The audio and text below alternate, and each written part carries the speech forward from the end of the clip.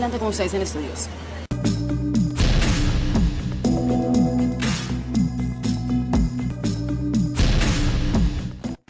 Bien, y continuando con nuestras entrevistas rumbo al sillón municipal de la Alcaldía de Lima, está con nosotros hoy Enrique Cornejo, candidato del partido Democracia Directa. Bienvenido, Enrique. Muchas gracias por la invitación. ¿Qué nos puedes decir de esto de la inseguridad en Lima? Hay un gran problema respecto a los alcaldes porque el tema de la seguridad dentro de nuestras fronteras depende de la Presidencia de la República a través del Ministerio del Interior y de las comisarías. Y no hay ningún candidato a una alcaldía que no diga que va a ayudar a solucionar el tema de la seguridad. Pero ¿realmente tienen las herramientas? Sí, pero yo he sido el que ha puesto el titular que estamos compitiendo para ser alcaldes, no ministro del Interior, ¿no? Entonces sí. Pero la ciudadanía lo pide. Sí. Acabamos de ver en el Jockey Plaza, ¿quién lo iba a pensar? 3 policías o 2 policías heridos. Sí. ¿Qué se puede hacer? Obviamente tenemos que preocuparnos para empezar, el alcalde tiene que ser el líder de la ciudad. Y si sus vecinos tienen en este problema su principal preocupación, esta tiene también que ser la principal preocupación del alcalde. Pero para hacer lo que puede hacer el alcalde y colaborar con la policía y colaborar con el Ministerio del Interior. ¿Y qué puede hacer el alcalde y qué va a hacer Enrique Cornejo? El alcalde puede, liderar. Para empezar, el señor Castañeda, y entiendo también la señora Susana, cuando ejercieron su cargo o cuando lo están ejerciendo, no han asistido a las sesiones del Consejo Nacional de Seguridad Ciudadana y creo que si han convocado lo han hecho esporádicamente con el Consejo Metropolitano de Seguridad. ¿Sirve de algo eso realmente? Bueno, ¿cómo no? Sí, vamos a coordinar para primero saber cómo está la situación, cómo podemos trabajar todos juntos, claro. Explícale un poquito a la gente qué es este consejo. Porque... Bueno, siendo la seguridad un problema que no solo ataca a Lima, sino a todo el Perú, hay un Consejo Nacional de Seguridad Ciudadana que preside el presidente de la República y que está integrado por diversas autoridades. Y en cada ámbito el alcalde es obviamente titular de esa comisión. Si realmente en la campaña todos hablan de seguridad, pero a la hora que se sientan en el sillón municipal, por ejemplo los alcaldes, no van, bueno, eso ya por lo menos indica que realmente no tienen ningún interés. Bueno, también está el problema de que esta clásica fórmula, ¿no? Si quieres que algo no funcione, arma una comisión. Ya, pero también no ir es una señal de despreocupación, creo que lamentable. ¿Cómo enfrentaría Enrique Cornejo exactamente? Bueno, en primer lugar, liderando. Liderando significa, tú has sido alcalde de un distrito, significa que el alcalde provincial, municipal, tiene que ser el líder de los 42 distritos, sean o no sean de su partido. Y esto es un tema de conversar, de ponerse de acuerdo, de escuchar. ¿Hay alguna propuesta por ahí de integrar a todos los serenazgos en una...? ¿Por dónde va la tuya? Mira, son 3 aspectos que creo puede hacer el alcalde y que voy a hacer yo. Primero, liderar, que es una palabra ausente en estos momentos en Lima Metropolitana. No hay liderazgo, cada quien está por su lado. Por ejemplo, hay comités vecinales en algunos distritos que coordinan con el comisario y comités vecinales en el mismo distrito que coordinan con el alcalde. Hay zonas de la ciudad donde eso está funcionando. Sí, hay distritos que han avanzado bastante bien con tecnología, tienen recursos, está muy bien, pero esa tecnología también podría servir para los otros distritos. Te voy a poner un ejemplo. Miraflores es límite con Surquillo. Miraflores tiene un excelente sistema de seguridad ciudadana. Porque tiene ingresos. Tiene ingresos, ¿no? Está bien. Pero Surquillo no tiene tantos ingresos. Sin embargo, dime tú si los delincuentes van a tener en cuenta el límite distrital para poder actuar. No. Entonces, por ejemplo, antes de hablar en un serenazgo sin fronteras de todo Lima Metropolitana, Miraflores y Surquillo deberían trabajar juntos en operativos especiales, como trabajan los bomberos. ¿Acaso al incendio en Jesús María va el bombero Jesús María? Van los que tengan que ir. Y si la bomba de Miraflores o la ambulancia de San Isidro tienen que ir, van. Porque hay una cadena de mando que coordina eficiencia, rapidez. Enrique Cornejo sería la cabeza de esa cadena de mando. Líder. Segundo, hay que integrar. Por ejemplo, cámaras de videovigilancia. Hay algunas, la verdad que pocas para lo que se necesita, pero podríamos multiplicarlas por 10, sin gastar. ¿Cómo así? Bueno, por ejemplo, aquí donde estamos estoy seguro que hay cámaras de videovigilancia en algún lugar, sí, mirando la calle. Muchas de las empresas tienen cámaras. El centro comercial tiene, la farmacia tiene. De hecho, en este asalto que se ha producido en el Jockey Plaza, buena parte de las imágenes las va a producir la cámara del Jockey Plaza. Efectivamente. ¿No es cierto? Que son privadas, en teoría. Si integramos con un software que no es absolutamente ningún problema para estos tiempos, las cámaras del sector privado y las aglutinamos junto con las cámaras de la policía y del municipio en un sistema integrado, digamos, prestándonos las imágenes, multiplicamos por 10 las imágenes. Yo estoy seguro que eso va a ayudar muchísimo. No es la primera vez que lo escucho, pero creo que es algo que se tiene que hacer. Y yo lo haré. El problema es, ¿qué hacemos con todas las películas de asaltos que tenemos, en donde se ve al delincuente, se ve todo, pero al final no se agarra al delincuente y ya las cámaras ni siquiera son disuasivas? Correcto. No se trata solo de tener vistas múltiples sino tener acción rápida y eficaz. Y ahí tiene que actuar la policía, porque los serenos no son policías. Pueden contribuir con el policía, pueden brindar logística al policía, no tienen arma. ¿Piensas cambiar eso? No, yo creo que la policía tiene que tener el soporte del distrito para poder actuar de una manera más eficaz. Pero también la policía, y esto lo voy a sugerir, tiene que actuar de una manera diferente, ¿no? Hasta para los partes policiales se hacen en función del lugar donde ocurrió. Hay que romper ese esquema, ¿no? Lo que pasó con la chica. Sí, pues eso ya es un extremo. Bus, ¿no? Pero en un asunto muy sencillo que no es de delito, pero puede ser también de delito, de un choque. Resulta que chocaste para mala suerte en un límite o estás en la carretera Panamericana Norte y tienes que estar desplazándote a otro lado. Y tienes que volver a esa comisaría, cuando esto podría hacerse de una manera virtual. Claro, somos un solo país en teoría. Integrado. No puede ser que en época de tecnología de punta estemos en estos aspectos burocráticos del siglo XIX. Bueno, sí. Pero un tema fundamental. ¿Qué puede hacer sí y qué debe y le corresponde hacer el alcalde irrenunciablemente? Prevenir. ¿Y cómo prevenir? Bueno, trabajando con la ciudadanía, con la policía, con educación, salud, cultura y arte en cada esquina peligrosa, con deporte en cada lugar donde hay jóvenes que están en pandilla, en raqueteo, en droga, en violencia, generando condiciones que permitan que estos jóvenes se reeduquen. Y estos jóvenes que están delinquiendo, esos que nos fastidian todo el día, el que roba la cartera, el que roba el celular. El que le roba al ciudadano de a pie, porque al final una joyería, un banco tiene un seguro, etcétera. Es una banda organizada. Está mal que suceda, pero el que fastidia a la gran mayoría es el que roba un celular, una cartera. Sí, una autoparte. Ya, ese generalmente joven que está robando, cuando es capturado, va a la comisaría y viene el fiscal. Y le pregunta, ¿qué robó usted? Bueno, robó un celular. Cuesta. Bueno, ¿cuánto vale el celular? Bueno, vale 300 soles, ya, menor cuantía. Hágale su parte, regístrelo en sus antecedentes. Se vaya a su casa. Y que se vaya a su casa. ¿No es cierto? Y ese vuelve a robar en la tarde. Así es. Ya, ¿qué tenemos que hacer? Bueno, ¿por qué se produce esta situación? No porque la ley no estipule sanciones para este tipo de situaciones. Sí, de hecho, si dicen asalto y robo a mano armada, se hace un sol. Artículo 29 del Código Penal. No soy abogado por si acaso, tú sí. ¿Ya? Artículo 29 del Código Penal. Sanciones que puede dar el juez. Hay una gran variedad y además podría ir preso 2 o 3 días también. Entre 2 días y 35 años o cadena perpetua. Así es. Pero ¿por qué la pena mínima que da un juez es 1 año suspendido? Siempre. Casi siempre, siempre. Muy bien. ¿Por qué? Porque no hay sitio donde poner una pena menor. Muy bien. Ofrezco como alcalde poner algunos pilotos en distritos, 4 o 5 distritos. ¿Centros penitenciarios? Para poner centros penitenciarios municipales para robos menores. Sí es nuevo. Eso para sí es robos nuevo. Menores. Y con una infraestructura básica que ya la estoy dibujando, ¿no? Podemos lograr, y con ayuda de la empresa privada, podemos lograr que estos jóvenes vayan 3, 4 meses. Obviamente tengo que hablar con el Poder Judicial para decirles que eso está listo. Etcétera. ¿No es cierto? Y además, en lugar de que vayan a la cárcel, porque cuando van a la cárcel también es otro problema. Pues se mejoran en sus habilidades. Saben PhD en violencia y en delincuencia. Allí los trabajamos nuevamente, educación, arte, trabajos técnicos, para sacarlo de ese tema.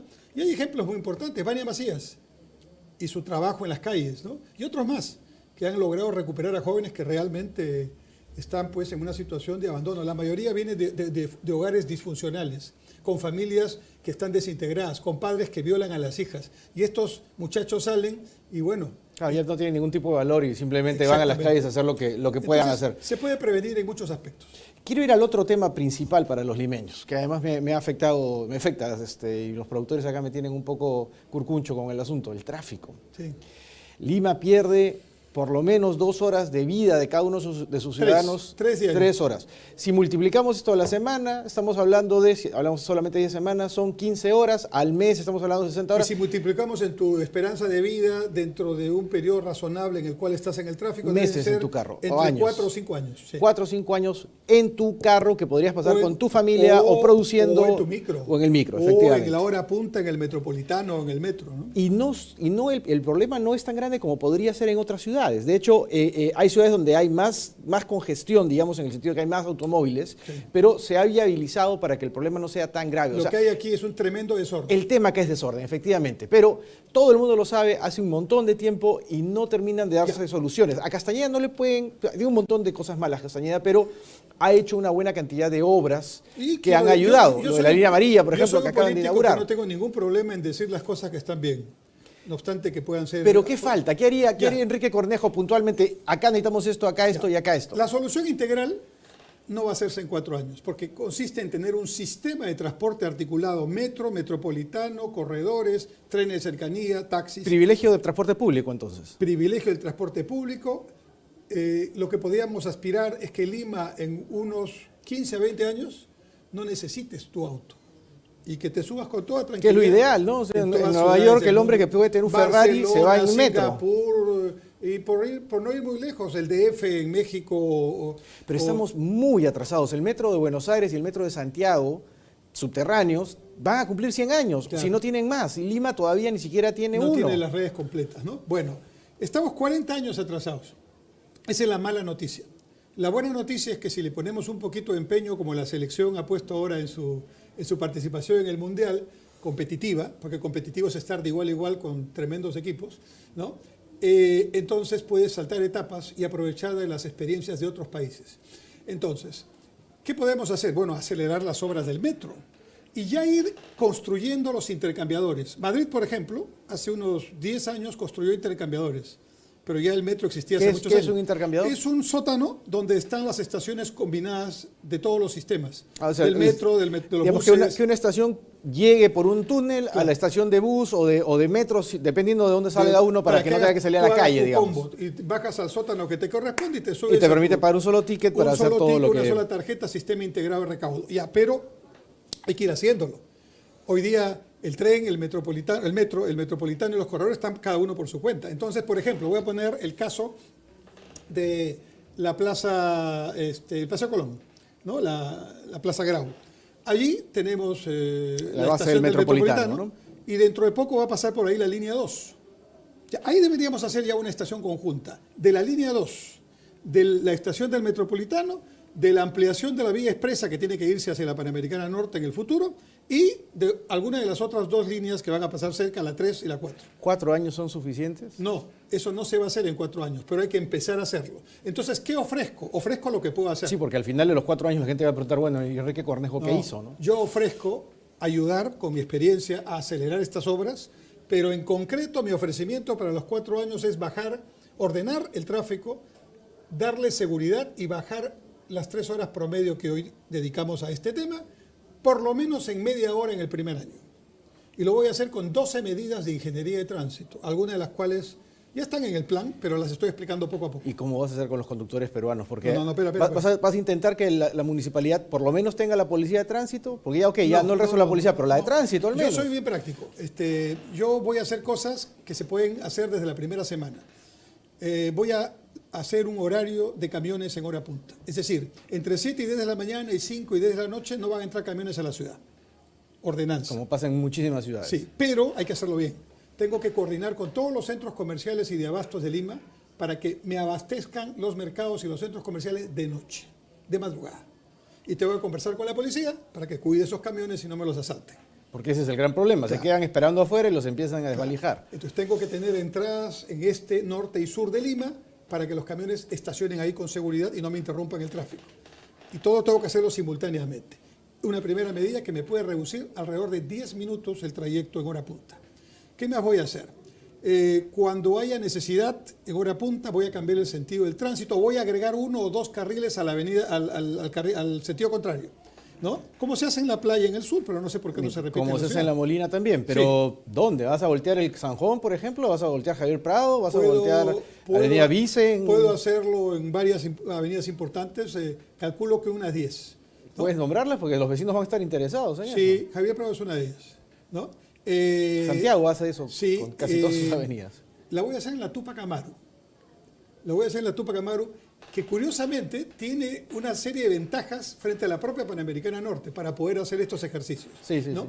Sí. Y lo voy a hacer también, se puede hacer tranquilamente en Prócer de la Independencia, o la que dice que tú has mencionado, porque ahí tenemos que solamente arreglar un asunto. En los paraderos del metro, pues el metro va por ahí, todos los paraderos están absolutamente con 4 líneas de micros. Ahí tengo que ordenar el paradero, a la derecha los micros y tengo carril libre, pero los costados están en posibilidad de utilizarse muy bien. Yo puedo utilizar eso para un sentido contrario. ¿Qué vas a hacer para que la gente no haga colas de 1 hora antes de subirse al metro o al metropolitano? Déjame primero terminar la media hora, porque son 12 medidas, te he dicho 2, Tercero, voy a regular el giro a la izquierda para que se cumpla la norma. ¿Ya? El giro a la izquierda es así. ¿Cómo es sin la policía? No, tengo que hacerlo con la policía y con el serenazgo, ¿no? Ellos tienen que hacer su tarea y ponerse por un tiempo absolutamente intransigentes, giro a la izquierda. Y cuando no se pueda, porque es una vía muy estrecha, prohibido el giro a la izquierda. Entonces, 2 cuadras antes me haces un cuadrado y cruzas. De acuerdo. Cuarto, voy a sugerir, porque aquí no se impone, estamos en democracia, que las entidades públicas, empezaré por el municipio de Lima, un porcentaje razonable de sus trabajadores que no tienen que ver con el público o no tienen que ver con tareas. ¿Una hora más temprano o más tarde? No, que se queden en su casa y que trabajen en su casa con su Skype y su computadora. Bueno, eso va a ayudar también a ahorrar luz y... 4 objetivos simultáneos, integrar a la familia también, que es tan importante. Pero en este país, ¿alguna vez alguien ha sugerido algo y ha funcionado? Bueno, es un país de hechos consolidados. Sí, pero con esa idea también no estamos haciendo las cosas. Yo ofrezco lo que voy a hacer, lo que digo, lo voy a hacer, además lo he estudiado. Estoy listo para hacerlo mañana, si fuera el caso. Vamos a sincronizar. ¿Tienes una idea de cuántos empleados públicos vas a pedir que se queden en su casa trabajando? Mira, yo he puesto una cifra preliminar del 30%. Eso son cientos de miles. Sí, pero si el sector público me ayuda, y aquí quiero lanzar una reflexión. El primer vecino de Lima, bueno, es el alcalde, ¿no? Pero un vecino muy distinguido es el señor presidente de la República. Y varios vecinos distinguidos son los señores ministros. Yo he sido ministro. Bueno, quiero que me ayuden, pues. En lugar de que los vecinos distinguidos de Lima me compliquen el centro de Lima, quiero que me ayuden a descongestionar el centro de Lima. Y una buena parte de lo que tienen que hacer son descongestionar las acciones burocráticas que exigen ir a los ministerios y trasladarlos o digitalmente o descentralizadamente. RENIEC es un muy buen ejemplo. Pero el INPE, ahora que hemos estado chequeando a todos nuestros candidatos, hemos tenido que sacar todos certificados de antecedentes penales. El policial y el judicial se sacan en el Banco de la Nación y te lo dan en 5 minutos. Pero el penal tienes que ir al centro de Lima, ¿no? ¿Por qué? Y todos los días deben haber cientos de personas que hacen ese trámite. Sí, claro, y vamos sumando los trámites. El Ministerio de Relaciones Exteriores, para una apostilla de un certificado de estudios, tienes que ir al centro de Lima. ¿Por qué? ¿No? Eso ya debería digitalizarse. Esos detalles son algunas de las cosas que se van a... La suma de esos detalles hacen que menos gente vaya y menos gente tenga que estar en el tráfico, ¿no? ¿Qué vas a hacer con los parques zonales? ¿Qué vas a hacer con la basura? Ya, primero los parques zonales. Vamos a hacer que sean parques zonales, pues, ¿no? No parques abandonados. Quiero recuperar estadios en varios distritos. ¿Los son ahora? ¿Son parques abandonados? Sí, varios están, digamos, en una condición bastante deplorable. Y los que están en una situación que creo yo, ya averiguaré más en detalle, está más vinculado a conseguir unos ingresos, ¿no? Y alquilar las canchas que realmente a servir para el objetivo para el que están. Recreación, cultura, deporte, arte, tienen que ser espacios libres para la gente donde se pueda ampliar el espíritu, desarrollar un deporte y generar condiciones de menor estrés. Pero la municipalidad tiene el dinero para poderles dar funcionamiento sin cobrar, sin alquilar, no, porque se puede cobrar. Es el sueño de cualquier político poder hacerlo, ¿no? Pero ¿cuánto será el ingreso del total del ingreso municipal? ¿No? Y sin embargo, ¿cuánto puedes lograr si tú generas, para empezar, condiciones importantes? Esos parques tienen que funcionar de noche, no solo para el partido Fulvito, tienen que funcionar de noche para la actividad cultural, para la recreación. Conciertos, etc. ¿No? Y eso se puede hacer tranquilamente. Y vamos, ¿cómo lo podemos hacer? A ver, yo quiero, hablando de basura, quiero que esta ciudad, como nos merecemos, deje de, digamos, recoger para rellenar. Me parece que eso es tan, digamos, inadecuado para nosotros. No nos merecemos eso. Como botar el agua, que la botamos a... No nos merecemos eso. Nosotros tenemos que tener dignidad. La misma dignidad que hemos mostrado en los estadios de Moscú, haciendo que todo el mundo nos admire. Bueno, ese espíritu tiene que servir. Tenemos que querernos. Primero, hoy día para venir acá tenía un señor que me estaba botando casi en el carro que iba adelante, cáscara de mandarina. No me importa perder un voto. Me he puesto al costado del señor y le he dicho, no vote las cáscaras de mandarina. Y claro, tú dirás, esa es una cuestión épica. No, es muy importante. A mis 2 hijos, cuando eran muy niñitos, les dije, miren, ustedes nunca un papel lo botas en la calle. Y un día vino mi hijo mayor, bastante enojado, porque su papá le había dado una indicación que él no podía cumplir, porque según él tenía que tener, obviamente, un tacho. Y no hay tachos en todos los lugares correspondientes, a veces hay que estar buscando el tacho. Entonces, hasta poner tachos puede ser una tarea básica, fundamental. Pero, ¿qué es lo que a mí me conmueve? Este hijo mío ya es médico, profesional, está casado, tengo un nieto. Y un día lo vi en su hospital, ¿no? Él estaba haciendo su internado, su especialidad, y todo grande, él, todo con su uniforme, y un papel que ya no usaba, lo metió en su mandil. ¿Qué quiere decir esto? Que si tú trabajas inductivamente... El tema queda. El tema queda, es cuestión de ponernos de acuerdo. Nietos. Y va a quedar por los bisnietos y los bisnietos, pero sobre todo es un tema... Pero se produce basura al final del día. Claro, y entonces... En el tacho donde fuese. ¿Cuál va a ser la política? Porque hay dos tendencias hoy en el mundo. Los vertederos y los desechos municipales en determinados lugares que pueden generar cierto tipo de eficiencia energética, y la quema de la basura en grandes plantas de tratamiento que generan electricidad. Sí. En el Perú estamos todavía en la antigua etapa. Nosotros generamos cerca de 10.000 toneladas. Con 2.000 toneladas puedes generar 50 megahertz con más o menos 50 millones de dólares de inversión. Con esa energía puedo iluminar todos los parques de Serpar y otros que no están iluminados. Con esa energía puedo hacer que varios de los proyectos municipales puedan generar con menor costo un esfuerzo importante. Es un tipo de tecnología que quema la basura sin contaminar el medio ambiente, sí. Pero estas inversiones son a largo plazo y necesitan tener la certeza de que su inversión va a generar ese beneficio. Esa certeza se da no solo por el plazo, sino por la seguridad de que el insumo principal, que es la basura, llega. Entonces tenemos que hacer un recojo de basura que sea el adecuado para poder lograr eso. Eso implica reciclaje, eso implica cultura para... Claro, la basura tiene un beneficio, si lo sabemos administrar bien. Está el papel para reciclar, el plástico para reciclar y lo que no sé qué me genere. Julio Ramón Ribeiro, en ese famoso libro de cuentos que se llama La palabra del mudo, escribió un cuento insigne, fundamental, que se llama Gallinazos sin plumas. Y realmente ahí está explicado todo lo que es el mundo de la basura. Todo lo que se puede ganar y perder. ¿Qué hacemos con los animales callejeros? Que parece poca cosa, pero hay muchísimos ciudadanos que tienen distintas actitudes, ¿no? Está el que le revienta, pues, pisar los desperdicios de los animales, y eso le genera una animadversión en contra de las mascotas, etcétera. Y están las personas que quieren a los perros y que quieren mantenerlos de la manera adecuada. Aún así, existen perros callejeros, porque ninguna de estas dos personas quisiera tener perros en la calle, y existen. ¿Cuál va a ser la política? Recoger a los animalitos que están abandonados es una tarea fundamental. Tener centros de albergues para los animalitos y centros veterinarios que no compitan con los privados, porque ya ha habido una acción de Indecopi hace poco, ¿verdad? Pero que pueda ayudar en el proceso complementariamente para que no tengamos esta situación tan lamentable. De hecho, una fórmula complementaria que es que la misma municipalidad contrate a las veterinarias y que de los servicios que les dan les descuente una cantidad de dinero de sus impuestos. Entonces, siempre hay fórmulas, ¿no? O les paga, pero les paga, digamos, un pago que está acordado previamente. ¿Qué es lo que quiero hacer? Pasando rápidamente a otro tema, con el tema de prevención de riesgo de desastres. Quiero seleccionar un grupo de hoteles, hostales, que me den un número de cuartos, y cuando hay un evento que puede ocurrir en cualquier momento, una inundación, un niño, un sismo, en lugar de llevar a la gente a carpas que cuestan bastante y tienen un costo de mantenimiento muy alto y además poco digno para las personas damnificadas, quiero que vayan a estos lugares que ya tienen los espacios como para poder albergar a la familia. Pagado, por supuesto, pero eso es un costo menor que el costo de tenerlos a la intemperie. Sí, hay gente que cree que eso no cuesta nada y en verdad es mucho más costoso. Sí, mucho más costoso, con el problema de la dignidad de la gente, la enfermedad de la gente, que realmente puede complicarse tremendamente, ¿no? Y una cosa más, pensando en cuestiones creativas, ¿no? Nosotros botamos al mar diariamente entre 24 y 25 metros cúbicos por segundo de desagües. Yo mismo, cuando fui ministro de Vivienda, fui el que inició la concesión de la Taboada, ahora está la Chira también.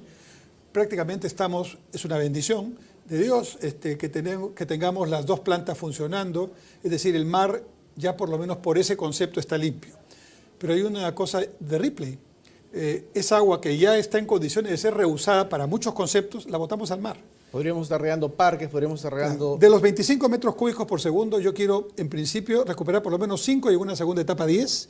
Y con ese flujo de reuso, para lo cual las plantas están preparadas, quiero, con canales de distribución secundario, que sería la inversión, regar todos los parques que existen y todos los que no existen.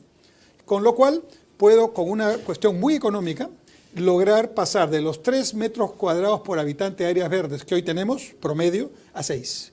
No estoy hablando ni de Surco, ni de Miraflores, ni de San Isidro, que tienen 7 y pico, sino los distritos como Independencia, como el mismo Villa María, que tiene mucha basura. Y muchas zonas que están entre dos pistas, que no parecen tan grandes, pero si uno suma metros cuadrados, son mucho más grandes que los parques. Quiero hacer una campaña para techos que me manejen el tema de temperatura, techos grises.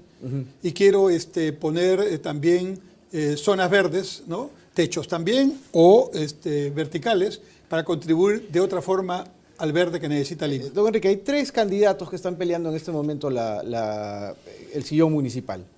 Y de los 3, usted tiene una buena recordación por la campaña anterior en la que del grupo de varios empezó a hacerse escuchar y llegó, para algunas personas incluso pudo haber ganado si la campaña tenía un par de semanas más.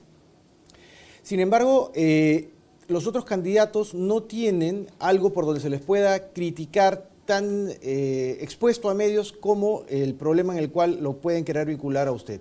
Y yo quisiera que usted tenga la palabra para poder decir qué es lo que ha pasado finalmente respecto al tiempo que usted fue ministro del gobierno aprista y que se le quiso vincular con los escándalos de esa época. Cuando hemos tenido conocimiento todos que en el proyecto del tren eléctrico línea 1 se descubrieron que se pagaron coimas, ¿no? Obviamente, el ministro que estuvo en parte de ese proceso, porque las coimas tienen que ver con otros periodos también, posteriores, es el que habla. Entonces, la primera pregunta que surge, bueno, ¿el ministro sabía o no sabía? No, el ministro no solo no sabía, sino que si hubiera sabido, hubiera actuado de plano para que eso se corrija, se denuncie y se sancione. El sistema estaba preparado para un tipo de crímenes, pero no para estos, crímenes internacionales y de tan fina, hechura. Con decir que Suiza, un país que nadie negará, es un país de los más avanzados del mundo, transparente, democrático, con cantones que votan todos los días, ¿no? Allí en Suiza estaba la empresa que estructuraba las coimas. En Suiza. Y esa es la información que hoy está empezando a tener los fiscales. Estas personas que estuvieron vinculadas a estas empresas hace 1 año y medio aproximadamente y han coincidido, puedo dar fe en eso porque tengo un programa que se dedica a investigar esto, que no hay ningún vínculo con el ministro de entonces, es decir, con usted. Sin embargo, eso va a ser utilizado probablemente en su contra. Sí, pero yo, vamos a ver, varios de los candidatos que están en campaña no deberían hablar de un tema anticorrupción, ¿eh? Porque hay ropa tendida con varios de ellos. Bueno, esperemos pues que el tema se dedique a propuestas. Pero, ¿no? Claro, pero si me preguntan, yo contestaré. Y entonces yo contesto lo mismo que he contestado a lo largo de este año. Primer punto, la coima se empezó a pagar a fines del 2008, cuando yo todavía estaba en vivienda y empezaba en transportes. Mi primera pregunta, entonces, ¿a quién le pagaron? Claro. ¿No? Segundo tema, en ese momento el proyecto del tren no existía. El tren estaba en el municipio de Lima. Nadie sabía, y doy fe de eso, el modelo que íbamos a tomar. El modelo se toma después y yo escojo el modelo de concurso, oferta, precios unitarios. Para explicarlo en 2 segundos, los precios se predefinen de acuerdo a las tendencias de mercado, etcétera, etcétera. Están escritos previamente y luego se miden los metros avanzados, construidos, los metrados le llaman. Entonces luego se multiplican los metrados construidos por el precio, P por Q, y tenemos y es el valor. Cantidad. No hay forma. Yo quisiera, pero sí. un tema, bueno, y entonces ese sistema lo propuse yo y no es un sistema pues que propicie la corrupción, por el contrario, ese sistema fue el que impidió que el proyecto, digamos, tuviera probablemente otros problemas que hubiera podido tener. Pero lo más importante para mi tranquilidad, por eso yo duermo tranquilo, porque cuando los señores que ganaron la licitación, brasileros y peruanos, ganan, en lugar de irse al 110% del valor de la licitación, que es el monto al que va uno que está seguro, o que ha pagado coima, o que está solo, se fueron al 90%. Y perdieron $40 millones de oferta. Claro, para tratar de asegurar que por la oferta que tenían podían enganchar. Porque el ministro no estaba en el asunto. Yo le reitero que probablemente lo que más va a querer la gente de Lima es escuchar propuestas.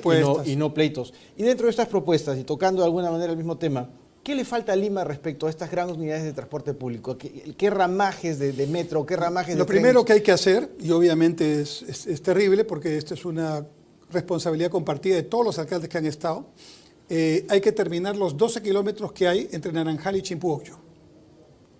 Por no acabar esos 12 kilómetros, hoy día muy temprano, los buses del Metropolitano viajan vacíos para poder recoger gente en Naranjal, ¿no? Y eso es una pérdida de eficiencia, de economía, de tiempo, etc. Y de horas de personas en buses, que es lo que debería ser un delito. Entonces, además, como no se ha terminado esos 12 kilómetros, y son varios años ya, más de 10, entonces el contrato no ha empezado en términos de concesión. De manera que terminando los 12 kilómetros, recién arrancarán los 10 años de la concesión. Es una tremenda desventaja, pero hay que hacerlo. Segundo, solucionado este problema, que es lo primero que hay que hacer, hay que empezar a ampliar las líneas del Metropolitano y generar más COSACs, más corredores agregados. Solo hay un COSAC en Lima incompleto y Lima debe tener 3 COSACs. Por lo pronto, ese COSAC que llega hasta Chimpuoyo, yo lo llevaría, si es posible, hasta Ancón, ¿no? Y así podemos ir generando... Un poco más la idea de corredores agregados, porque no todo el mundo... Ya. Entre ingenieros se pueden comprender. Sí, sí. Un sistema de transporte es como un sistema circulatorio del cuerpo humano. El objetivo es bombear sangre al corazón y a su vez esa sangre es expulsada nuevamente al... Y que fluye, que fluye. En este caso, el sistema del transporte, haciendo el paralelo, no es la sangre, sino son los vehículos y las personas, porque también podemos caminar, ¿no? Entonces, el corazón es el metro de Lima y Callao. ¿Por qué es el corazón el metro? Porque es la inversión mayor, porque va por abajo o por arriba y porque lleva la mayor cantidad de personas por viaje. Lleva 1.200 personas por viaje. Mientras que un bus biarticulado puede llevar 200 y pico personas. No hay forma de sustituir al metro en esa capacidad. Pero los metropolitanos, vamos a decir, los buses, ¿no? Son los que, decía que el corazón es el metro. Los buses son las arterias, ¿no? Que permiten tener... digamos, todo este sistema lógicamente articulado. ¿Los trenes pueden ser más grandes de lo que son actualmente? Sí, hoy día ¿Las estaciones lo permiten? Tenemos articulados, pueden ir hasta biarticulados como los que hay en Bogotá. En Suiza hay más grandes, pero ya... No, me refiero a los trenes del... No, los trenes de 6 vagones es lo que se recomienda, técnicamente y por seguridad, por las curvas, hasta 6 vagones. Pero pueden haber más. Sí, porque claro. Desgraciadamente en la hora punta es terrible, ¿no? Sí, pero eso no se soluciona con ponerle más vagones al tren. No, se soluciona con poner más trenes. Bueno, ahí yo la primera pregunta que haría es por qué no se han puesto en valor todos los 19 trenes que se han comprado al final del gobierno de Humala. ¿Pero están funcionando en este momento? No, que yo sepa. ¿Están parados? O sea, entre cada cada tren y tren en hora punta, hoy día hay 3 minutos y algo. Y a esta altura ya deberíamos estar en 1 minuto y medio. Esa es la situación por la cual en hora punta se llenan los trenes. Porque ¿Y ya están los trenes acá? Bueno, nosotros hicimos, cuando yo fui ministro, una compra de 19 trenes. Esos son los trenes verdes y habían los 5 trenes rojos, que eran los antiguos, que los overholeamos. Entonces habían 24 trenes funcionando. Esos son básicamente los que están funcionando. Después han empezado a llegar 19 trenes más que se compraron al final del gobierno de Humala, con atraso, porque ya deberían haber 38 trenes más en la línea 1. Digamos que de los... probablemente serán 200.000, 300.000 pasajeros día, ya deberíamos estar cerca del 1.000.000 de pasajeros día en esa misma línea. O sea, hay una gran demanda insatisfecha. Bueno, y se ve todos los días la cantidad por falta de trenes, y como no hay trenes, la frecuencia entre tren y tren es muy larga y eso genera las congestiones, sobre todo en hora punta. Don Enrique, nos quedan 30 segundos. ¿Qué es lo que le diría al votante si lo tuviera al frente, el votante promedio de Lima, al ama de casa, al padre de familia? Ya están los planes publicados en la web, varios medios de comunicación ya los linkearon. Léanlos, por favor. Y si no quieren leerlos, por lo menos preocúpense de saber algo sobre los planes. Porque yo ya me leí los planes de mis Ha hecho la tarea, don Enrique. Sí. Y les aseguro que el nuestro es un plan serio, con cosas muy concretas que se van a aplicar inmediatamente. Y a partir de la próxima semana, empiezo a lanzar por tweet una medida por día. Voy a completar 100 días. Pero la novedad va a ser que cuando entren al tweet o se refiere al tweet, va a haber un link.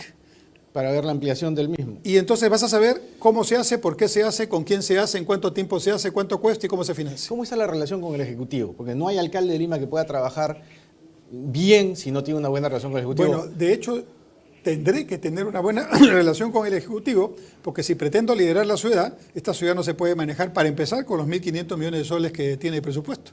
1.500 millones de soles para una ciudad del tamaño de Lima es bien complicado. Y segundo, le voy a pedir que me transfiera educación y salud como región de Lima Metropolitana. Así que tenemos que conversar de varias cosas. Bien, bueno, la mayor de las suertes para don Enrique Cornejo. Y por si acaso, el símbolo es la casita. Recuerden la casita de don Enrique Cornejo. Hagamos